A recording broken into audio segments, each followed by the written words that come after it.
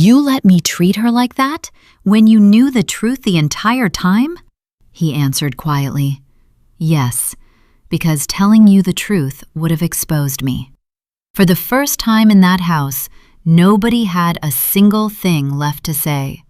My husband asked me if we could just forget everything and go home together. I told him no. The truth didn't erase what had already happened, but over the following months, he started actually proving he understood that. He repaid the $12,000, started counseling, followed our parenting schedule exactly, and stopped asking me to manage his mother's feelings for him.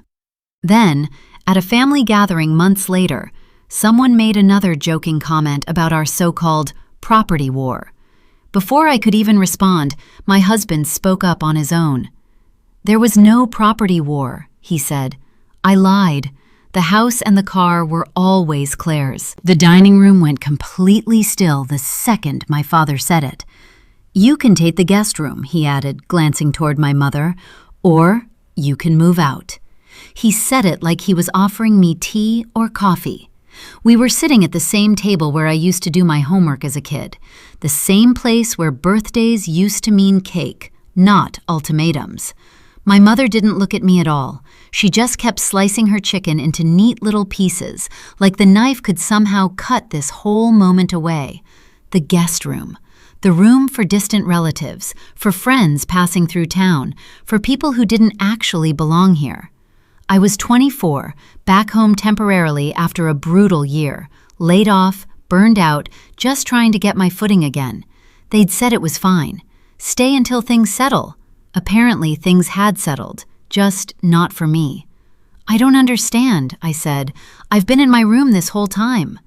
My mother finally lifted her eyes, tight and annoyed. That room isn't yours anymore. Your sister needs it when she visits, and it's time you stopped acting like you live here permanently. I worked 2 jobs, I paid rent, I bought my own groceries and cleaned up after myself constantly. I stayed out of everyone's way. None of it mattered. My father cleared his throat. You're not a kid anymore. Adults don't live with their parents. I swallowed something that tasted like metal, halfway between a laugh and a scream. I stared at the same chipped plates, the same familiar walls, the house that only ever felt safe when I fit exactly the shape they wanted me to be. So those are my options, I said slowly. Guest room or leave? My mother nodded once. We're just being honest. Honest? That word actually hurt the most, because real honesty would have meant admitting they'd already decided this long before dinner even started. Upstairs, I shut my door on the sound of clinking plates and sat down on the bed that used to be mine. The walls still showed little squares where my old photos used to hang, but the whole room felt borrowed now. All night, the house creaked around me, settling in a way that felt almost like it was nudging me toward the stairs. By dawn, I'd made my decision. I wasn't hauling my entire life into the guest room like a piece of unwanted luggage. That room was a label, temporary, tolerated, not quite family. I went downstairs early, made coffee, wiped down the counters, all the usual little rituals.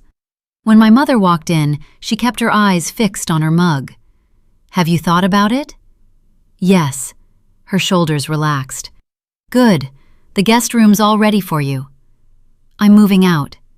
She froze. What? I'll be gone within the week. Don't be dramatic, she snapped. We're offering you a room. You're offering me less, I said. And that sentence just sat there between us, heavy and true. My father walked in with his coffee mug, listening while she quietly reframed my refusal as oversensitivity and misunderstanding.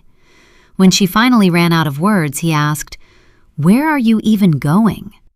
I don't fully know yet, I admitted, but I'll figure it out. They exchanged that look, the one that clearly said they expected me to crawl back within a week. I packed anyway, clothes into boxes, books into bags, cords and toiletries into an old tote. In my childhood room, my sister's trophies still lined every shelf. Nobody once suggested making room for mine. On the third night, I slept on the floor surrounded by taped-up cardboard boxes, my mattress already gone. At sunrise, I loaded up my car. My father watched silently from the porch, arms crossed. My mother stayed inside. No hug, no goodbye. Just the quiet sound of my tires rolling over the driveway. "I have," I said. "Distance changes things." Then, on some random Tuesday, my father finally called. His voice sounded smaller than I remembered. "Your mom thinks we were too harsh." I waited for an apology that never actually came. So I said, "I'm building a life where I don't have to ask permission to exist. I'm not giving that up." Silence. Then his exhale. "I hope you're happy." "I am," I said, and for the first time in a long time, I actually meant it.